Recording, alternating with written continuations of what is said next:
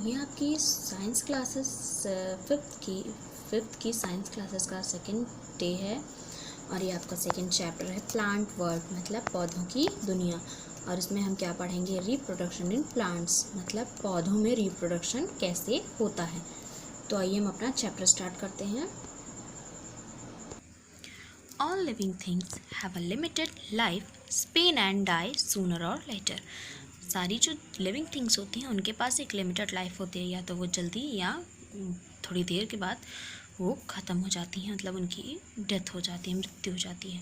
So they produce young ones like themselves during their lifetime so that their species may not die। This process is called reproduction। क्योंकि वो कभी ना कभी उनको मरना ही रहता है, मतलब उनको ख़त्म होना रहता है, इसलिए वो अपने यंग वंस को उनकी लाइफ में जन्म देती हैं ताकि उनकी जो प्रजाति है, मतलब उनकी स्पीशीज़ हैं, वो ख़त्म ना हो। इसी को हम क्या कहते हैं, रिप्रोडक्शन। अब ये एक है हमारा vegetative propagation, the process by which the different parts of plant grow into a new plant is called vegetative propagation।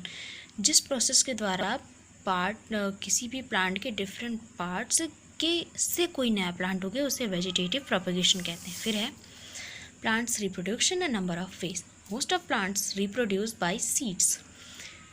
कुछ बहुत सारे प्लांट्स जो होते हैं वो सीड्स से उगते हैं, मतलब उन सीड को हमें बोना पड़ता है, जैसे हम बुआई करते हैं ना वैसे। फिर some plants multiply with the help of their roots, stem and leaves.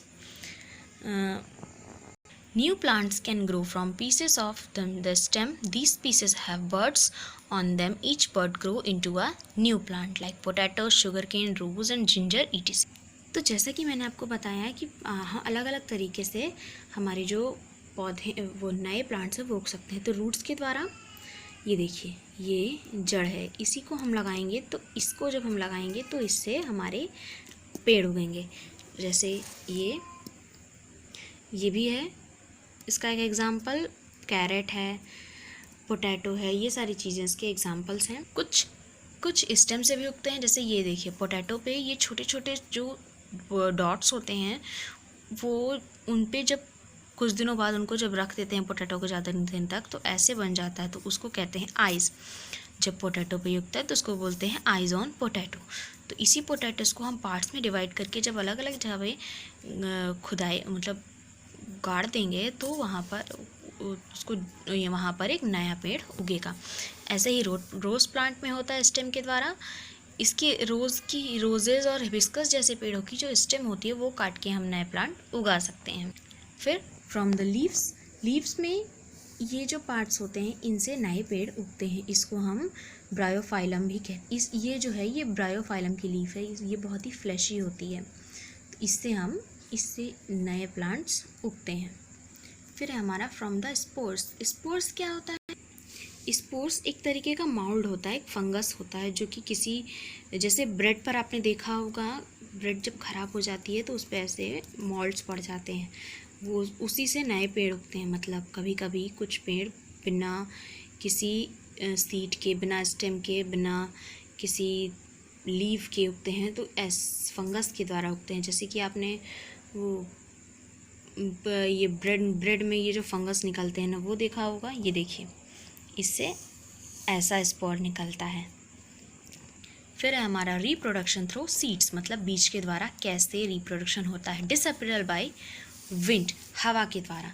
जैसे कोई भी किसी भी पेड़ का जो बीज है वो हवा तेज चलती है तो वो उड़ के एक जगह से दूसरी जगह, मतलब कॉटन का भी ले लीजिए, कॉटन को उड़ते हुए आपने देखा होगा, तो वो एक जगह से दूसरी जगह जाता है और फिर वहीं पर जाके बारिश है और धूल मिट्टी है जैसे खाद वगैरह पा करके वो वहीं पर नया पेड़ उगता है। तो ये डिसअपीयरल बाय विंड होता है, ये विंड के द्वारा होता है।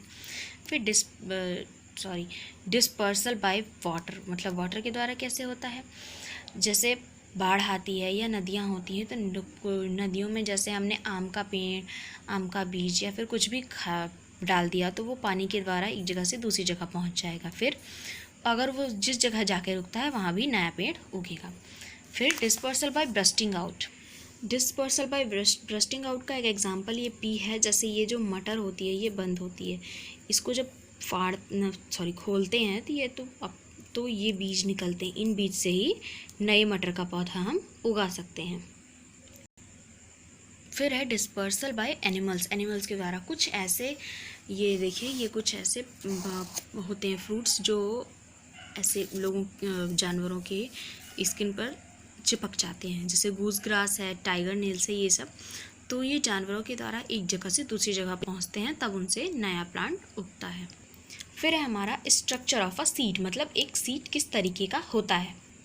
तो ये है हमारा सीड।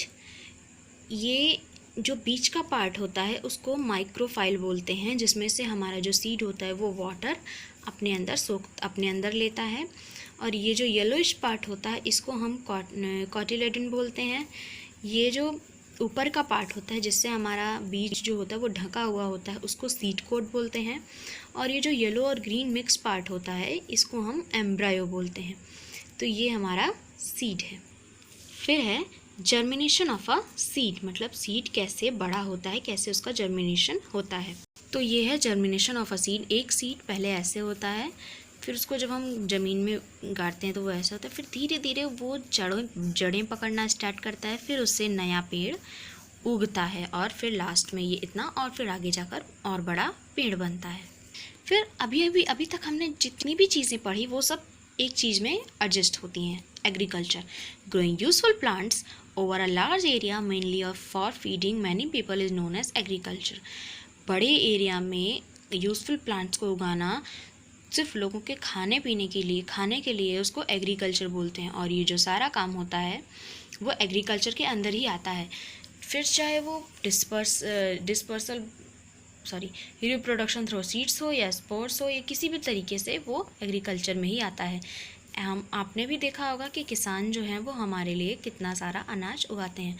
तो बच्चों ये आपका चैप्टर था रिप्रोडक्शन इन प्लांट्स। इसकी नोट्स आपको दे दी जाएंगी, वो आप अपनी कॉपी में नोट डाउन करेंगे और अच्छे से याद करेंगे। Thank you.